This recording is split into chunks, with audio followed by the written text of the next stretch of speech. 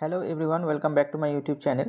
তো চলুন video start করা যাক ডাইরেক্ট বাজারের সাথে। তো দেখতেই পাচ্ছেন সেন্সেক্স আজকে 1.24% ডাউন গেছে, 1017 পয়েন্ট মতো ডাউন গেছে, এবং নিফটি 292.95 পয়েন্ট মতো ডাউন গেছে। তো বুঝতেই পারছেন Nifty 50 as well as Sensex আজকে 1%-এর উপর ডাউন, মানে ভালো রকম ডাউন গেছে।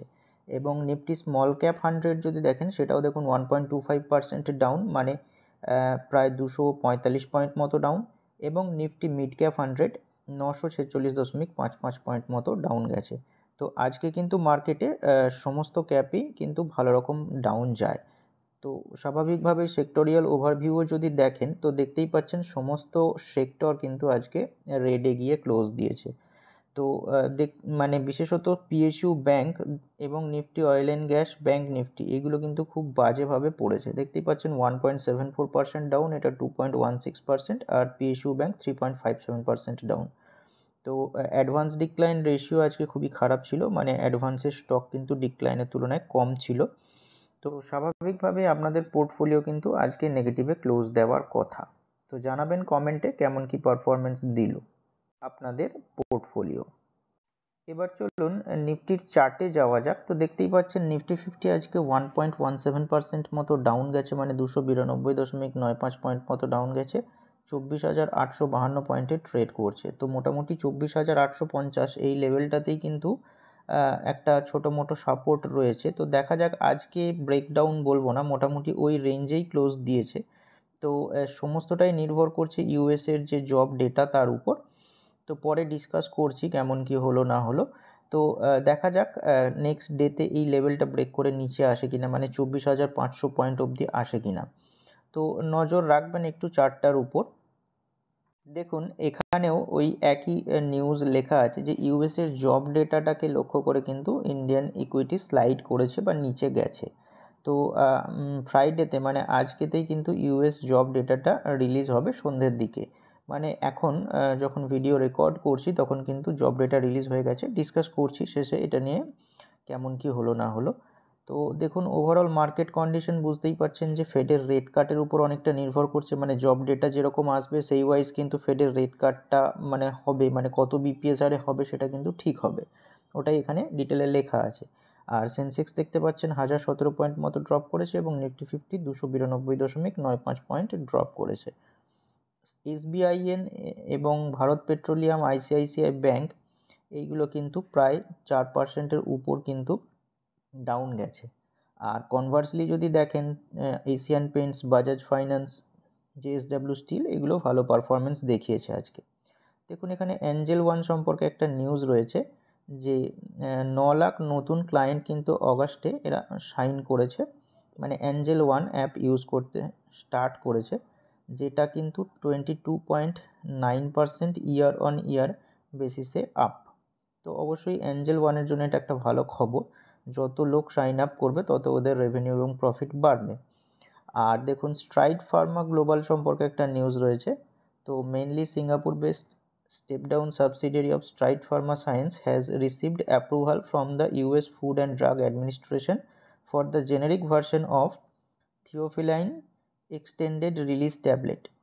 এটাই কিন্তু এরা স্টক এক্সচেঞ্জ ফিলিংয়ে জানায়। তো অবশ্যই স্ট্রাইড ফার্মার যে স্টকটা আছে সেটার জন্য এটা ভালো খবর, একটা অ্যাপ্রুভাল পেয়েছে, নজর রাখবেন। নেক্সট যে স্টক সেটা হচ্ছে প্রিমিয়ার এনার্জিজ লিমিটেড। তো দেখুন স্টকটা আজকে 9.08% বেড়েছে, 1096 টাকা 5 পয়সাতে ট্রেড করছে। তো দেখতেই পাচ্ছেন নিউলি লিস্টেড স্টক, 4 দিন হলো আজকে নিয়ে। তো স্টকটা দেখুন লিস্টিংয়ের দিন প্রায় 100%-এর উপরে লিস্ট হয়, বাট ক্লোজিং বেসিসে 93% উপরে গিয়ে ক্লোজ দেয়। এখানে রেড ক্যান্ডেলটা এই কারণে দেখছেন যে খুলেছিল উপরে, মানে 103% এরকম আপ খুলেছিল, বাট ক্লোজিং বেসিসে 93% উপরে গিয়ে ক্লোজ দেয়, সেই জন্য ক্যান্ডেলটা রেড দেখাচ্ছে। বাট তারপর থেকে দেখুন ধীরে ধীরে কিন্তু আবার সুন্দর রান আপ দেখাচ্ছে। গতকালকেও অনেকটা পার্সেন্টেজ বাড়ে, আজকেও প্রায় 10%-এর কাছাকাছি বাড়ে। তো স্টকটার এরকম হঠাৎ বাড়ার পিছনে নিউজ রয়েছে।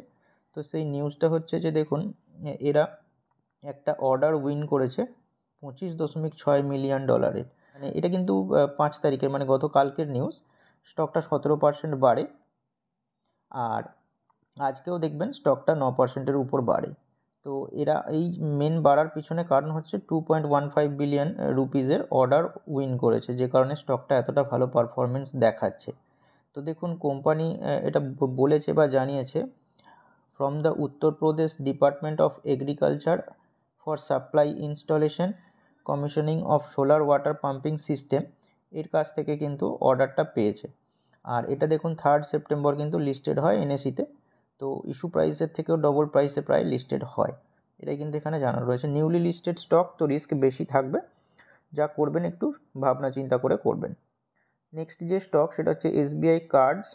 তো দেখুন স্টকটা 4.29% বেড়েছে, আজকে 32.95 টাকা বেড়েছে, 800.65 টাকাতে ট্রেড করছে, মানে 800.65 টাকা ট্রেড করছে। তো দেখুন এই স্টকগুলোর চার্টগুলো ভালো করে লক্ষ্য করুন, মানে বিশেষত এসবিআই কার্ডের চার্টটা দেখুন একটা ডাউন ট্রেন্ড ফলো করে নিচে আসছিল, বাট এইখানে কিছুদিন দেখুন তারপরে সাইডওয়েজ মুভমেন্ট দেখা যায়, মানে ডাউন ট্রেন্ডের অবসান হলো, তারপর সাইডওয়েজ মুভমেন্ট দেখা গেল। নেক্সট এখন দেখুন এই যে সাইডওয়েজ লেভেলের আপার সাইড রয়েছে সেইখানটা দেখুন ব্রেক করে উপরের দিকে ওঠে, তারপর দেখুন একদিন ডাউনে এসে আবার ওই লেভেলটাকেই মোটামুটি 760-62 লেভেলটাকেই কিন্তু সাপোর্ট হিসাবে নেয়, সাপোর্ট হিসাবে নিয়ে তারপর দেখুন আবার সুন্দর রান আপ দেখাচ্ছে উপরের দিকে। তো একটা দেখুন যে ব্রেকআউট হয়েছে, তো একটা ছোটো মোটো যদি সুইং কমপ্লিট করে মোটামুটি আপার লেভেল অবধি, তাহলে কিন্তু 920 লেভেল অবধি শর্ট টার্ম বেসিসে যাওয়ার সম্ভাবনা রয়েছে। আর এটার উপর দেখবেন কভারেজও শুরু হয়েছে, গোল্ডম্যান সাচ কভারেজ স্টার্ট করেছেন, যে কারণে কিন্তু এতটা ভালো পারফরমেন্স দেখাচ্ছে। তো দেখুন এখানে ডিটেলে লেখা আছে যে SBI card nearing peak of its credit cost over next few quarter, এটা গোল্ডম্যান সাচ বলেছেন। তো সেই কারণে দেখবেন ভালো পারফরমেন্স দেওয়া স্টার্ট করেছে। আর টার্গেট প্রাইসটাও দেখুন এখানে বাড়িয়েছে, 913 করেছে, আগে যেটা 652 টাকা প্রাইস ছিল, সেই কারণে রেটিংটাও দেখুন বাই রেটিং দিয়েছে, যেটা আগে সেল রেটিং ছিল। আর তার মতে দেখুন যে pre provision operating profit for SBI card is bottoming out as the industry goes through a cost rationalisation mode. তারপর দেখুন আরও বলেছে still remain concerned on unsecured lending in system due to increase household leverage. তো unsecured loan দেয় যেহেতু credit কার্ডের বিজনেসটা unsecured, সেই কারণে এটা নিয়ে একটা কনসার্ন কিন্তু রয়েছে। আর cost to cost income ratio with industry consolidation under way, এটা এরা ইমপ্রুভ করছে, সেটাই গোল্ডম্যান সাচ বলেছে। ইপিএস এস্টিমেট দিয়েছেন যে 7% 25 ফিনান্সিয়াল ইয়ারে বাড়বে এবং 20% হারে ফিনান্সিয়াল ইয়ার 26-এ বাড়বে। আর এক্সপেক্ট করছে যে improvement in credit cost from Q2 of financial year 25 and pick up in loan growth from financial year 26, এইগুলো কিন্তু গোল্ডম্যান সাচের মতে। তো যে কারণে দেখবেন স্টকটা ভালো পারফরমেন্স দেখাচ্ছে। নেক্সট যে স্টক সেটা হচ্ছে টাটা টেকনোলজিস লিমিটেড। তো দেখুন স্টকটা আজকে 3.51% বেড়েছে, 37.75 টাকা বেড়েছে, 1112 টাকা 65 পয়সাতে ট্রেড করছে। তো এই স্টকটাও দেখুন লিস্টিংয়ের পর থেকে একটা ডাউন ট্রেন্ড ফলো করে কিন্তু নিচের দিকে আসে। তো ডাউন ট্রেন্ডের দেখুন এখানে অবসান হয়, মোটামুটি এই যে লেভেলটা এইখানে দেখুন একটা সাপোর্ট বানায়, তারপর দেখুন ধীরে ধীরে কিন্তু উপরের দিকে মুভমেন্ট দেখায়। তো এই যে চ্যানেলের ব্রেকআউট হলো উপরের দিকে, তারপর দেখুন শর্ট টার্ম বেসিসে কিন্তু ওই লেভেলটাতে এসেই আবার কিন্তু সাপোর্ট নিল, সাপোর্ট নেওয়ার পর তারপর দেখুন ওই সাপোর্ট লেভেল থেকে আবার উপরের দিকে মুভমেন্ট দেখাচ্ছে। তো দেখা যাক যে এর যে অল টাইম হাই লেভেলটা ছিল মোটামুটি 1350 থেকে 1400 লেভেল, এই যে সুইংটা মেনটেন করে উপরে আসে কিনা। যদি এই সুইংটা পুরোটা কমপ্লিট করে তাহলে কিন্তু ভালো রকম আপসাইড পোটেনশিয়াল দেখা যাচ্ছে, বা ভালো রকম গেন ইনভেস্টাররা নিতে পারবেন যদি কেউ এই লেভেলে ইনভেস্ট করে থাকেন। তো আপনারা অবশ্যই যদি কোনো রকম ইনভেস্টমেন্ট করতে চান নিজের রিসার্চ মতো করবেন, এটা আমার তরফ থেকে কোনো রেকমেন্ডেশন নয়। তো মোটামুটি সমস্ত চার্টের যে সুইং যেভাবে হয় সেইটা নিয়ে ডিসকাস করা হচ্ছে, আপনারা রিসার্চ লিস্টে এই স্টকটাকে রাখতে পারেন। নেক্সট যে স্টক সেটা হচ্ছে আধার হাউজিং ফাইন্যান্স লিমিটেড। তো দেখুন স্টকটা আজকে 9.80 টাকা বেড়েছে, মানে 2.26% বেড়েছে, 443 টাকা 45 পয়সাতে ট্রেড করছে। তো এই স্টকটাও দেখুন একটা ডাউন ট্রেন্ড ফলো করে অনেক দিন নিচে আসছিল, বাট এইখানে যে বটমটা তৈরি হয় সেইটার কিন্তু ব্রেকডাউন হয়নি। তো দেখতেই পাচ্ছেন এখানে দু জায়গায় কিন্তু বটম নেয় ওই লেভেলটাতেই। তারপর দেখুন ধীরে ধীরে কিন্তু এই চ্যানেলটার ব্রেকআউট দিয়ে উপরের দিকে মুভমেন্ট দেখাচ্ছে। তো শর্ট টার্ম বেসিসে মোটামুটি 480-85 লেভেলটা অবধি কিন্তু যাওয়ার সম্ভাবনা রয়েছে, কারণ এখানেই তার আগে হাই তৈরি হয়েছিল। তো এই স্টকটাও দেখুন ডাউন ট্রেন্ড থেকে বেরিয়ে ধীরে ধীরে উপরের দিকে কিন্তু মুভমেন্ট দেখাচ্ছে। তো এই স্টকটার দেখুন ব্রোকারেজ হাউস থেকে ভালো রকম রেটিং দেওয়া স্টার্ট হয়েছে। কোটাক সিকিউরিটি বাই রেটিং দিয়েছে এবং টার্গেট প্রাইস 550 সেট করেছে, যেটা ইন্ডিকেট করছে যে 32% আপসাইড, এবং কোম্পানির যে ইমপ্রেসিভ রেভিনিউ এবং প্রফিট গ্রোথ শো করেছে supported by robust branch network, যে কারণে এটার কিন্তু বাই রেটিং দিয়েছে কোটাক হাউজিং সিকিউরিটিজ। তো দেখা যাক কেমন কি পারফরমেন্স দেয়।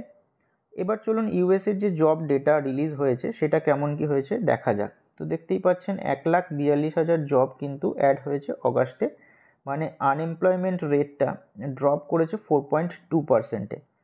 তো লেবার মার্কেটটা gradually cooling off but not dramatically, মানে বিশালভাবে যে পড়ছে সেরকম নয়। তো ওটাই দেখুন শর্টে এখানে লেখা আছে যে 1,42,000 জব হয়েছে অগাস্টে, যেটা আনএমপ্লয়মেন্ট রেট সেটা কিন্তু ডিপ করেছে 4.2%-এ। Fed unlikely to make sharp rate cuts, মানে ফেড যে ইন্টারেস্টের রেট কাটটা করবে সেটা যে বিশাল শার্প করবে বা তাড়াতাড়ি করবে সেরকম ব্যাপারটা নয়, বা বেশি বিপিএসে নাও করতে পারে, হয়তো 25 বিপিএসে রেট কাট হতে পারে। তো দেখা যাক কেমন কি হয়। তো এটাই কিন্তু লেবার মার্কেটের ডেটাটা জানানো হয়।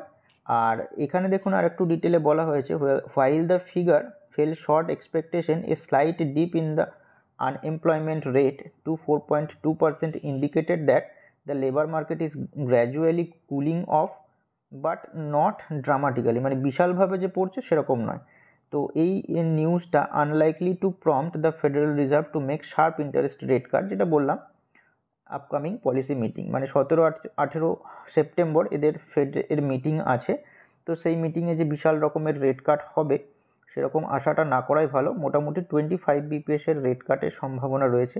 এরপর দেখা যাক নেক্সট দিনগুলোতে কেমন কি পারফরমেন্স দেয় ইউএস অ্যাজ ওয়েল অ্যাজ ইন্ডিয়ার স্টক মার্কেট। স্টকগুলো নিয়ে যেগুলো ডিসকাস করা হলো কোনো রকমের রেকমেন্ডেশন নয়, একটা সুইং মেনটেন করে ধীরে ধীরে উপরে উঠছে বলে এটা নিয়ে ডিসকাস করা হলো। আপনারা ওয়াচ লিস্টে স্টকগুলো নিতে পারেন এবং রিসার্চ করতে পারেন। আর যদি কোনো রকম ইনভেস্টমেন্ট করতে চান তাহলে আপনার ফিনান্সিয়াল অ্যাডভাইজারের সাথে কনসাল্ট করে করবেন। ভিডিওটা যদি ভালো লেগে থাকে তাহলে লাইক করতে পারেন, আর এরকমই ইনফরমেটিভ ভিডিও পাওয়ার জন্য চ্যানেলটিকে সাবস্ক্রাইব করতে পারেন।